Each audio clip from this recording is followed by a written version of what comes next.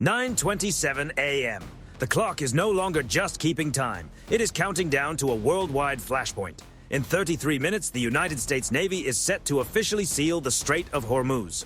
But Iran's Revolutionary Guard is not waiting for the announcement. 40 Boghamar speedboats are already in the water, racing at 52 miles per hour and cutting through the waves toward the U.S. fleet. Low, fast, and deadly, these fiberglass attack boats carry 107mm rockets and enough explosive force to cripple a billion-dollar destroyer. Their gamble is simple. They believe the rules of engagement are a weakness, and they believe the U.S. will hold fire until the clock reaches 10. 9:28 a.m. That assumption collapses in an instant. There are no warnings and no radio calls. The U.S. fleet shifts into offensive posture 32 minutes ahead of schedule. On the destroyer's forward deck, the Mark 41 vertical launch system roars to life, cycling at full speed. A volley of AGM-114L Hellfire missiles, the longbow variant, cuts through the morning haze. These missiles do not need laser guidance. Their millimeter-wave radar locks onto the heat signature of the Boghamar engines. Moments later, the 57mm Mark 110 guns aboard the nearby USS Indianapolis join in, firing 220 rounds per minute. Airburst shells detonate above the boats, overwhelming the attack in seconds. By 9:37, the entire 40-boat swarm has been wiped from the fight. Only flames, smoke, and fragments remain on the water. The preemptive strike has done its job. The message is unmistakable. The blockade did not begin at 10. It began the moment those triggers were about to be pulled. The White House confirms that 158 warships are now holding the line. It is the most concentrated display of naval power since World War II. 3 carrier strike groups, led by the USS Gerald R. Ford, the USS Dwight D. Eisenhower, and the USS Ronald Reagan, form a wall of steel across the entrance to the Persian Gulf. Their main objective is clear: remove Iran's mine-laying capability completely.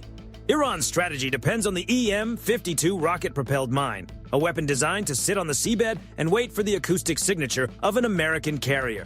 To counter it, the U.S. deploys MH-53E Sea Dragon helicopters, massive aircraft towing Mk-105 magnetic minesweeping sleds. These systems flood the water with powerful electromagnetic signals, tricking the EM-52 mines into activating early as if a 100,000-ton carrier were passing overhead. The resulting underwater blasts send towering columns of water into the air, ripping open safe passage through the shipping lanes. And from the cliffs, Iran prepares its next move. They launch the Noor anti-ship missile, turbojet-powered, moving at around 690 miles per hour and hugging the sea at just 30 feet to stay below detection. But the Aegis combat system is already waiting. The AN/SPY-1 radar arrays track the missiles as they rise over the cliffs, and the answer comes fast: a volley of RIM-162 interceptors. Pulling extreme maneuvers at incredible speed, they meet the incoming missiles far from the fleet and erase them in midair. And if anything manages to get closer, the Phalanx CIWS is there as the final shield, throwing up a dense stream of 20mm tungsten fire. In a matter of hours, piece by piece, their military capability is being stripped away. While the world is locked on the flames over the Strait of Hormuz, Russia sees an opportunity. Their objective is straightforward. If the US and Europe lose communication, the blockade begins to crack. So they send one of their most dangerous undersea assets, the Akula-class nuclear attack submarine, a 360-foot predator built to move through the Atlantic in near silence. Supporting it is the Yantar, a Russian research vessel tied to deep-sea operations. But this ship is far more than it appears. It serves as a mothership for submersibles capable of reaching the fiber optic cables lying across the ocean floor. Those cables are the West's hidden lifeline. They carry 97% of transatlantic data, financial transfers worth trillions, government traffic and military communications moving through strands of glass no wider than a hose. Russia is moving to threaten that system. They assume the 158 ships concentrated in the Middle East have left the North Atlantic exposed. They believe the king is too focused on the desert to notice the blade moving toward his neck. But this operation is not only about ships, missiles, and machines. It is also about the people working in silence behind the scenes. The sonar technicians grinding through 18-hour watches in dark rooms. The P-8 crews flying 10-hour missions over freezing water. Many of you watching know these platforms firsthand, from the old P-3 Orions to the modern Arleigh Burke destroyers. If you or someone in your family served in the silent service or with patrol squadrons like VP-45 or VP-16, drop your ship or squadron in the comments. We want to hear the names of the units that stood watch while the rest of the world looked elsewhere. Your service helped keep everything running. And then, as the military crisis unfolds overseas, another shockwave hits on live television. In Washington, a diplomatic breakdown plays out in real time. President Trump delivers remarks that leave NATO headquarters in Brussels stunned. He calls them passive observers and freeloaders, accusing them of standing by while the United States spent trillions of dollars and sent 158 warships to hold the line in the Middle East. To anyone following the news, it looked like a complete breakdown. From the outside, it seemed like Washington and its allies were splitting apart in real time. And from the Kremlin's perspective, that was the signal they had been waiting for since 1945. In Moscow, the calculation was simple. If they moved against the undersea fiber optic network now, the United States would be too divided politically to respond in any meaningful way. Orders went out for the Akula-class nuclear attack submarine and the Yantar to move faster. But here's the part every opponent of the United States should remember. The political chaos, the public insults, the apparent fractures, even the leaks and arguments. None of it meant what it seemed to mean. While the world focused on the spectacle, the alliance everyone called outdated was preparing out of sight. Russia was meant to believe the North Atlantic had been left exposed. Carrier groups and dozens of P-8 Poseidon aircraft were publicly shown leaving bases in Norway, Iceland, and the United Kingdom. It looked like the board had been cleared. At 1400 Zulu in the North Atlantic, the truth is something very different. The withdrawn U.S. fleet is not in the Middle East at all. It is sitting 200 miles off the Irish coast under full electronic silence. The instant the Russian Akula-class submarine crosses the invisible tripwire of the SOSUS array, the trap is triggered. The lead P-8 Poseidon drops into a stealth profile and banks sharply. Its weapons bay doors open, releasing a fast-moving pattern of SSQ-53G sonobuoys. The canisters hit the water at high speed, deploying hydrophones that sync to preset depths and begin building an acoustic picture of the ocean below. Inside the Akula, the pressure is immediate. The crew reacts without hesitation, pushing the submarine down hard and flooding trim tanks as they dive toward 1,600 feet. Their goal is the shadow zone, a thermal layer where sudden temperature shifts bend sonar waves and create temporary cover. But the problem for them is simple. The hunt is already inside that layer. A British Type 23 frigate, which has been moving quietly on electric power, suddenly shifts its towed array sonar into active mode. The Russian submarine answers by launching a spread of MG-74 decoys, trying to clutter the water with false signals. It does not work. The P-8 crews switch to multi-static tracking. One buoy sends the ping, the rest of the grid listens. Instead of chasing the decoys, they focus on the unique acoustic signature and movement shadow of the submarine itself. Realizing the net is tightening, the Russian boat makes a high-speed, full-circle maneuver, trying to clear the sonar blind spot behind its own propeller and find a path out. They are searching for a gap, some opening in the perimeter where they can break free and strike back. But every direction brings the same answer. More steel, more sensors, more pressure. Then a new contact appears on their passive sonar.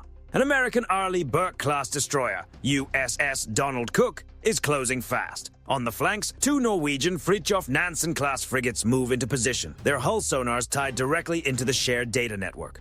What Russia believed would be an exposed Atlantic has instead become a sealed arena, and by the time they understand it, they are already in the middle of it. The shock finally hits the Russian bridge. The Americans they believed had withdrawn are suddenly right on top of them. The submarine is pushed into a tightening defensive spiral. High-pressure water jets are fired to mask propeller noise, but NATO sonobuoys are already falling in a dense pattern, one every 500 yards. The Russian boat is boxed in. Every time they try to level off, another active ping reaches them, closer, sharper, and more precise than the last. The pressure is constant. An MH-60R Seahawk hovers above, using its AQS-22 dipping sonar to cut through the submarine's last hiding place. The Atlantic was never abandoned. It was turned into a trap, with every escape route covered by a U.S. or NATO ship. For 18 straight days, that pressure never let up. The submarine was denied any real chance to reset. Each time the crew tried to prepare their cable-cutting submersibles, a P-8 Poseidon answered by dropping a pinger buoy directly over the hatch, a clear signal that a Mark 54 lightweight torpedo already had their location. Inside the submarine, conditions kept getting worse. Carbon dioxide levels climbed. The temperature rose. Fatigue and stress began to wear the crew down. They were sealed inside a narrow pocket of ocean with nowhere to go. On the 19th day, the surface finally broke. The Akula-class boat blew emergency ballast and surged upward in a cloud of white foam. When it emerged, it found itself surrounded by NATO frigates and tracked from above by aircraft. One of the most advanced nuclear submarines in the Russian fleet had been pressured to the point where its crew could no longer stay submerged. In the end, it was forced into a public surrender. The cables were secure. The chase was over. Back in the Middle East, the 158-ship blockade had become a locked gate. Iran made one last strategic move, sending out its 3 Russian-built Kilo-class submarines. These diesel-electric boats are often called black holes because they become extremely difficult to detect when running on battery power. Iran believed they could slip beneath the destroyer screen and strike a U.S. carrier, changing the entire balance in a single move. But the U.S. Navy was not relying only on torpedoes. It was using the AN/SLQ-32V Korsiets 7 electronic warfare suite. As the Kilo-class boats entered the deep water channels, the U.S. launched an electronic suppression operation. The system flooded the battle space with powerful acoustic interference, overwhelming their sonar picture. Suddenly, Iranian operators were looking at screens crowded with ghost contacts. Their fire control systems could no longer reliably separate real targets from false returns. Then came the next step. Their communications were cut. The electronic warfare suite disrupted the data link between the submarines and their shore-based command, leaving them isolated at the worst possible moment. The Iranian commanders were suddenly operating in the dark, cut off, disoriented, and completely on their own. In the shallow, rock-filled waters of the Persian Gulf, trying to navigate a submarine without sonar is almost impossible. Every movement carries the risk of scraping the seabed or striking hidden underwater terrain. With no reliable picture of what was around them, the crews had little choice but to settle their boats on the ocean floor, engines silent, immobilized by a system they could not even identify. What had once been presented as one of the Navy's greatest advantages was now reduced to dead weight beneath the water. They were pinned in place and taken out of the equation without a direct strike. The outcome of the 158-ship deployment is total.